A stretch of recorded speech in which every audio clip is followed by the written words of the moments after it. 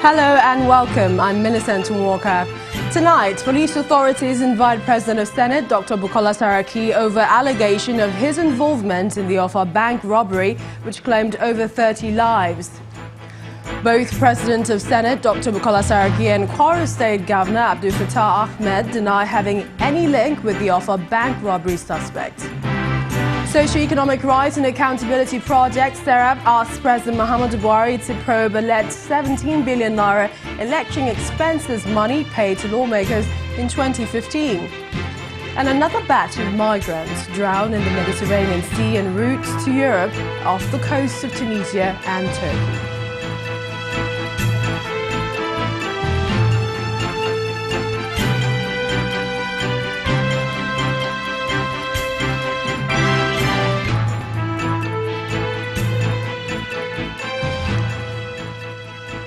We begin tonight with the President of Senate, Dr. Bukola Saraki, who has been invited to report to the Police Force Intelligence Response Team office in Gusape area of Abuja to respond to allegations leveled against him by some suspects arrested in connection to the Offa bank robbery of April 5th, 2018.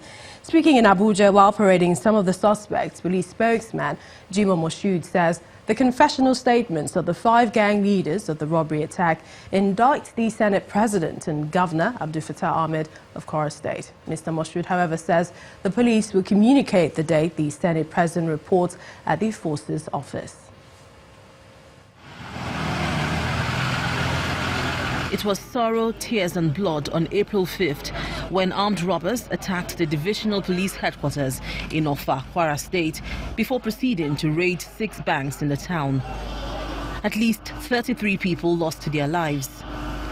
Following the arrest, the police lists the exhibits recovered to include 2 AK-47 rifles, 2 Barrett pistols, a pump-action rifle, 1 revolver pistol, a Lexus RX 300 Jeep with registration number Kwara KMA 143RM belonging to the gang leader Ayuade Akinibosun, Mercedes-Benz compressor with registration number Lagos LT 496 KJA, 1 Toyota Prado Jeep with registration number 19KWGH belonging to Alabi Olalekon, who is the personal assistant political to the governor, 1 sticker plate number with inscription Saraki, and a sum of 600,000 naira.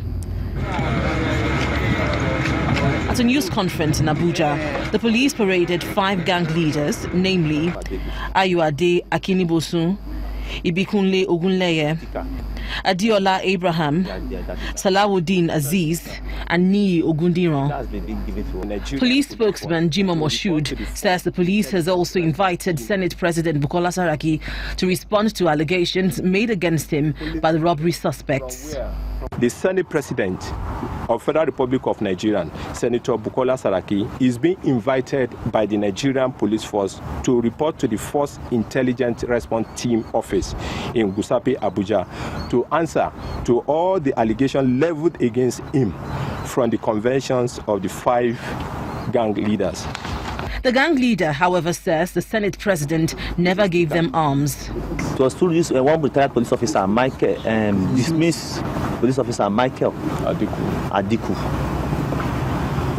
He was the one that comes to terminations. According to the police, the 5 gang leaders who led the operation claimed that they are political thugs of a Senate President, Dr. Bukola Saraki, and Governor Abdul Fattah Ahmed of Kwara State. They admitted and confessed, and with a volunteer written statement, to have been sponsored with firearms, money and operational vehicles by the Senate President, Senator Bukola Saraki, and the Governor of Kwara State, Alhaji Abdul Fattah Ahmed. The police says huge cash was stolen from the 6 banks attacked by the suspects, while 21 AK-47 rifles belonging to the police were carted away by the suspects during the robbery operation.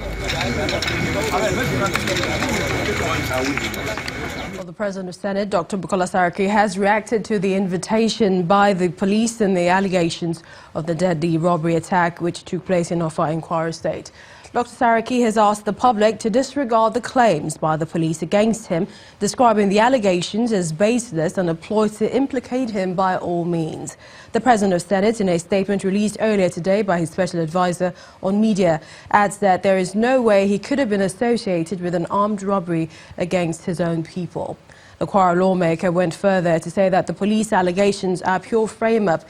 He says, quote, "This plot is concocted to embarrass me, and in the mind of the RGP, it is his own response after his refusal to honour the invitation by the National Assembly, headed by me, for him to come and offer explanations on the rampant killings and violence across the country. As a person who has utmost respect for the rule of law and all constitutional institutions, when the invitation from the police is formally extended to me, I will be ready to honour it without any delay." End of quote. The Senate President had on May 16, 2018 raised an alarm over a plot by the Inspector General of Police, Mr. Ibrahim Idris, to frame him by getting some suspected cultists arrested in Ilorin to implicate him. Meanwhile, the governor of Kwara State, Abdul Fattah Ahmed, is refuting the allegation by the police of sponsoring or arming political thugs, responding to the accusations of having links to the Offa armed robbery incident in a statement issued today. The governor, through his senior special assistant on media and communication, describes the allegations as false and rejected the indictment by the Nigeria police and the armed robbery suspects. Governor Ahmed insists that while the state government has empowered several youth groups under its acclaimed Small and Medium Enterprises scheme, neither he nor the state government can be held liable for how beneficiaries utilize the credit. Part of the statement reads, quote, "To set the record straight, the Kwara state government has a well-known empowerment scheme under the Small and Medium Enterprises platform, which is used to move men, women and youth groups into entrepreneurship. Consequently, several youth and women groups have benefited from the scheme to date. However, at no point did the Kwara State government directly provide funds to any group known as Good Boys for any purpose." The statement further stresses that if any of the beneficiaries chooses to use the SME credit secured from the government to purchase a vehicle, which was then alleged to have been used for an act of criminality, the Kwara State governor and indeed the state government cannot be held liable for such actions, since neither had prior knowledge of such intentions on the beneficiary's part. End of quote. While refuting the alleged indictment, Governor Abdul Fattah Ahmed also urges the police to quickly conclude its investigations and charge the suspects to court in line with the rule of law.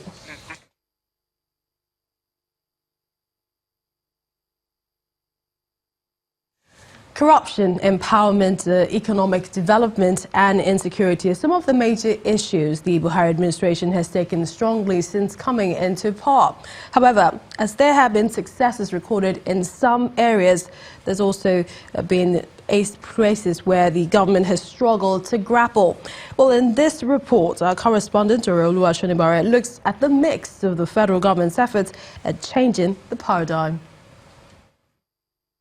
Corruption is indeed one of the greatest evils of our time.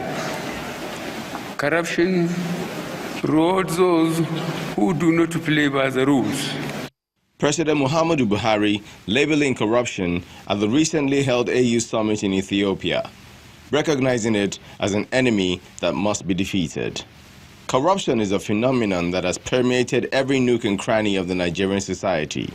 As pointed out in a 2017 survey conducted by the United Nations Office for Drugs and Crimes, which says that an estimated 400 billion naira was spent on bribes to public officials. A pointer to the boss of the Economic and Financial Crimes Commission that he has a tough job on his hands. There's been some advancement in this regard, with indictments of judges and a jail term slammed on a past governor of Taraba State, and more cases in the offing. Another problem the country is struggling to overcome is security, or in this case, the lack thereof. What comes to mind here are Boko Haram attacks, farmers-herdsmen clashes, and in more recent times, bank robberies. Although the Inspector General of Police has assured that his men are capable of containing insecurity, the question has been asked on the possibility of it. The number of men in the Nigeria police pales in comparison with the country's population, and despite various recruitments, the situation is yet to change. There is a general notion that if the government is indeed serious about ending corruption and insecurity, it probably should focus on revamping the economy. Providing adequate power supply, improving road infrastructure, and an effective rail system, a rehabilitation of moribund industries like the Ajaokuta Steel Company, textile companies, and a lot of other abandoned projects. This would increase employment figures and reduce corrupt practices drastically. The Minister of Finance promises a turnaround in the shortest time. And that's where I think NEC is going to be really, really important. All these projects, all these roads, this rail, now translating that into real projects and real jobs for our people. And we're confident that by 2019, the growth will be far, far more robust. Everyone looks forward to a time when corruption, insecurity will be in the past, and our economy becomes the envy of the world. It all looks possible, like a pretty picture or a dream. And there is hope that one day, even that will become a reality. Orolu Ashonibare, Channels Television News. Well, for more on the assessment of the All Progressive Congress APC electoral promises, let's talk to Channels Television's data analyst, Babajide Augusto, who joins us here on the News at 10. Welcome. Good evening, Millicent. I promised I wasn't going to miss your name tonight. Okay, great.